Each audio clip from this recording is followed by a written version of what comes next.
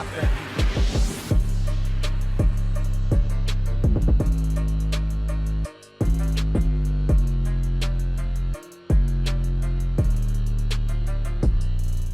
So yesterday I made a video about the whole situation that happened between Epic and Apple.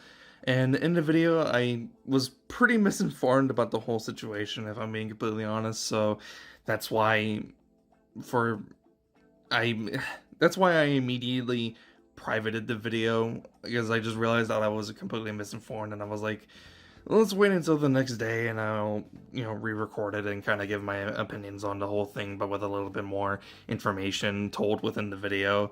And essentially what happened between Epic Games and Apple was, this was all premeditated.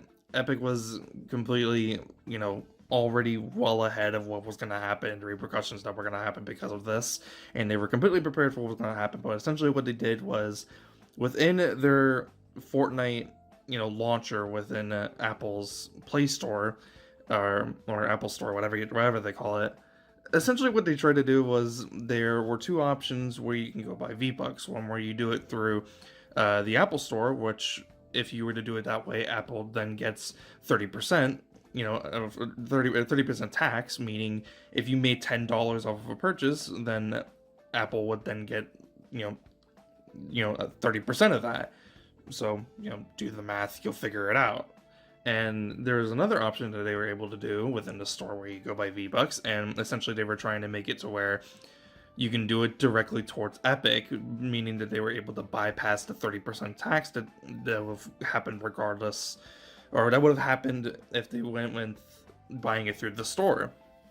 And so obviously this was against Apple's terms of service, and so that's why a couple days ago Apple was just like, no, fuck this. That's completely against the terms of service. We're gonna take your application off of the store because that's not what we're for.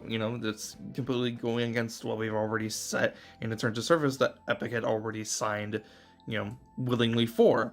And they actually did the same thing for Google. Google did the same thing, and they took their application off of the Google Play Store, and now it's no longer there. You can't get Fortnite on iOS, and you can't get Fortnite on Android phones without doing it through like an APK or something. And I just remember seeing this for the first time on Twitter. I didn't really understand what was going on, and it wasn't until after I saw a couple of videos of people talking about it, one video that's actually really, really well informed and goes a lot more into some of the background stuff, especially revolving around the lawsuit, which is made by Mudahar from Somewhere Into Gamers, and it was a really good video. I recommend that you go watch it.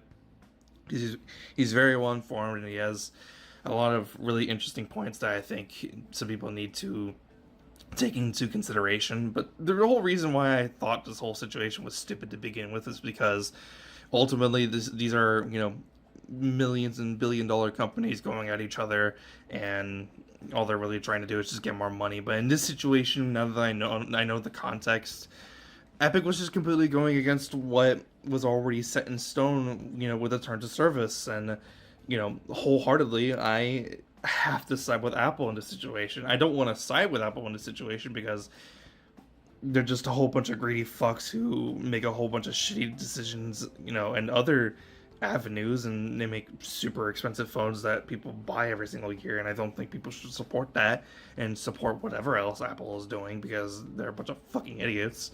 But in this situation, I kind of have to support Apple in this situation, because Epic is just in the wrong mostly, but no real side is really in the right. But I think the whole thing about the reaction from the player base is really fucking stupid.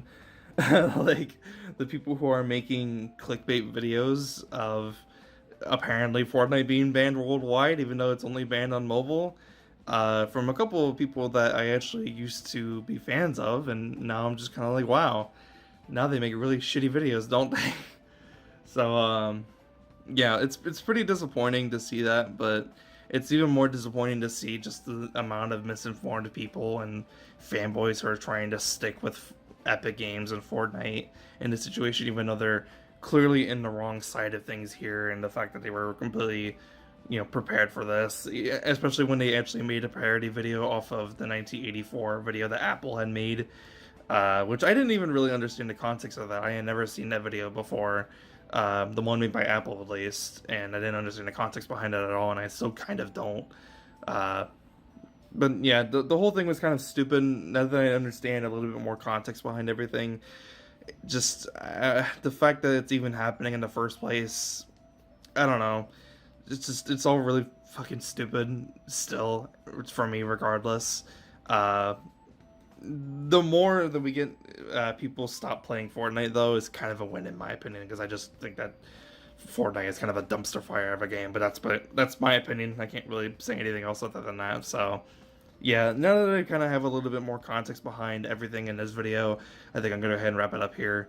Uh, just my last video was very, very, very misinformed. I didn't really know what I was talking about, but now that I know what's really going on, now I kind of have a better opinion about everything. But ultimately, I still think everything's really stupid, nonsensical, and just really dumb. So yeah, leave a like if you enjoyed, leave a dislike if you didn't. See you guys next one. Yeah, peace.